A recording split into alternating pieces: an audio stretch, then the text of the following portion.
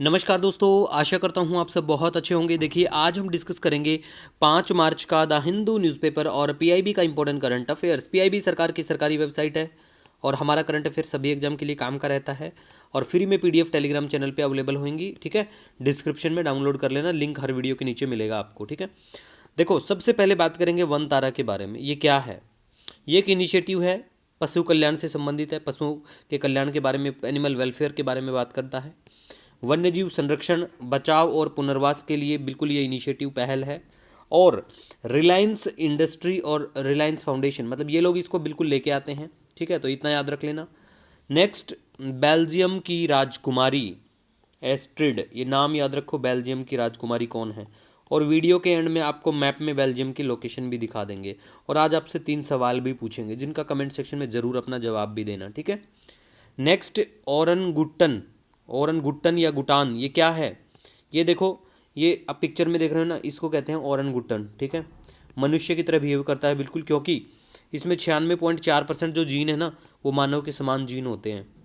और ये मलेशिया की ओरनगुटन कूटनीति से संबंध रखता है। मतलब क्या कि कहीं पे आपको बोले कि ओरनगुटन डिप्लोमेसी से संबंधित कौन सा देश है, तो भैया ओरनगुटन डिप्लोमेसी लेके आता है मलेशिया, क्योंकि यहाँ पे ओरनगुटन बहुत पाए जाते हैं। ठीक है, दूसरी बात, ये आपको सुमात्रा और बोर्नोई में भी देखने को मिलेंगे। ठीक है, जीवन काल इनका लगभग 50 वर्ष के आसपास होता है। और वयस्क नर जो हैं आमतौर पर मादाओं के आकार के लगभग दुगने होते हैं, ये भी याद रखो। ठीक है, क्योंकि रिसेंटली हमारे प्राइम मिनिस्टर साहब जो हैं वो वानतारा जो है वेलफेयर के लिए पहुंचते हैं और वहाँ पे फिर ओरनगुटन के साथ भी वो नज़र आते हैं, तो इसीलिए हमने ओरनगुटान को भी डिस्कस किया है, तो पता होना चाहिए। आयुष्यन की अगर कंजर्वेशन स्टेटस के बारे में बात करें तो इसको गंभीर रूप से संकटग्रस्त की श्रेणी में रखा गया है, ये भी याद रखो। ठीक है, नेक्स्ट, अब हम बात करेंगे यहाँ पे राष्ट्रीय मानवाधिकार आयोग। Very important for all examination. ठीक है, स्टैटिक पोर्शन में बहुत कवर होता है करंट अफेयर के साथ में। ठीक है, ये एक स्वतंत्र वैधानिक निकाय है, स्थापना इसकी 1993 में होती है। इसमें ये एक बहुसदस्यीय निकाय है जिसमें एक अध्यक्ष और 5 अन्य सदस्य होते हैं। ठीक है, एक्स ऑफिशियो और भी मेंबर होते हैं वैसे। ठीक है, और इनकी जो नियुक्ति है ना, वो राष्ट्रपति के द्वारा की जाती है। मतलब राष्ट्रपति द्वारा प्रधानमंत्री की अध्यक्षता वाली 6 सदस्यीय समिति की सिफारिशों के आधार पर। और ये जो समिति होती है ना, इस समिति में लोकसभा के अध्यक्ष होते हैं, राज्यसभा के उपसभापति होते हैं और संसद के दोनों सदनों में विपक्ष के नेता होते हैं। संसद के दोनों सदनों के विपक्ष के नेता और केंद्रीय जो हमारे गृह मंत्री हैं वो शामिल होते हैं इस समिति में, जो जिसकी अध्यक्षता कौन करता है? प्रधानमंत्री। ठीक है, नेक्स्ट, इनका जो कार्यकाल है ना, वो 3 वर्ष या 70 वर्ष की आयु तक और पुनः नियुक्ति के लिए पात्र होते हैं ये, मतलब रीअपॉइंटमेंट। ठीक है, वेतन और भत्ते है ना, ये सेटअप किए जाते हैं केंद्र सरकार के द्वारा। इनके हटाने की बात करें, रिमूवल की बात करें, तो वो राष्ट्रपति द्वारा आधार सिद्ध दुर्व्यवहार या अक्षमता। ठीक है, और सर्वोच्च न्यायालय द्वारा जांच की जाएगी। ठीक है गाइस, तो बेसिक इन्फॉर्मेशन थी मानवाधिकार आयोग के बारे में, ये देख लेना। नेक्स्ट, अब हम बात करेंगे यूके के जो पीएम हैं उनका नाम याद रखो, कीर स्टारमर। और जब यूके के साथ में हमारा अगर ऐसा कोई डील होती है, एग्रीमेंट होगा, तो वो भी हम अच्छे से डिस्कस कर लेंगे। ठीक है, महजूर नगर फुटब्रिज, ये चर्चा में है, श्रीनगर में पड़ता है। क्यों चर्चा में है? क्योंकि देखो, आपको पता हो कि बारिश जो है ना बहुत कम हुई है इस बार वहाँ पे। मतलब बताया जाता है कि 80% डिफिसिट, मतलब बहुत कम बारिश देखने को मिली है वहाँ। इसी वजह से काफ़ी एरिया वहाँ सूखा सूखा सा हो गया है, जो पहले नहीं था सूखा, पानी बहता रहता था वहाँ पे, तो वो एरिया भी सूख गए। तो इसी वजह से ये फुटब्रिज भी चर्चा में आया, तो हमने यहाँ पे मेंशन कर दिया। ज़्यादा चिंता वाली बात नहीं है, बस ध्यान रख लेना।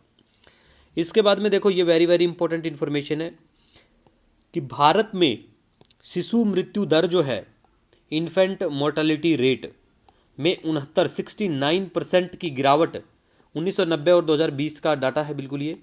जबकि वैश्विक जो शिशु मृत्यु दर है उसमें गिरावट 55% है।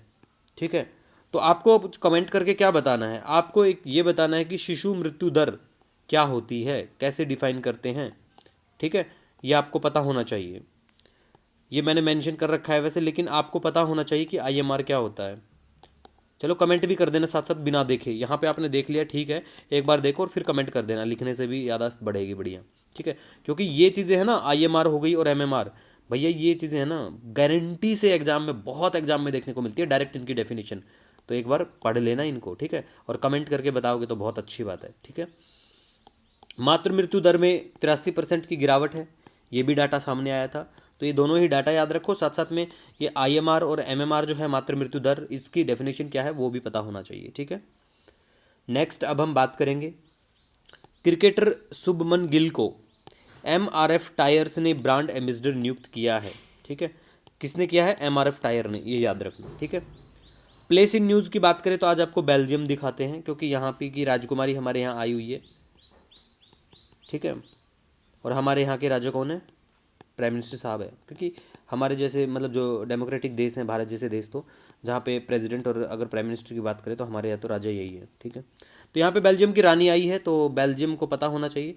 और आज आपका तीसरा सवाल जो है वो ये है कि बेल्जियम को कौन कौन से देशों की बाउंड्री टच करती है, कमेंट सेक्शन में ज़रूर बताना। और एक सवाल और है आपसे, वो सवाल है CAIRO, what is it? Cairo किसका कैपिटल शहर है? ये किसका है? चलो एक अल्फ़ाबेट बता देता हूँ उस देश का, ठीक है। अरबियन पेनिनसुला के वहीं पड़ता है ये, ठीक है। ठीक है, तो ये इसका कमेंट करके नाम बताना। और आपका कोई सजेशन कोई सुझाव हो तो वो भी कमेंट कर दिया करो। मिलेंगे नए दिन के साथ। Wish you all the best. जय हिंद।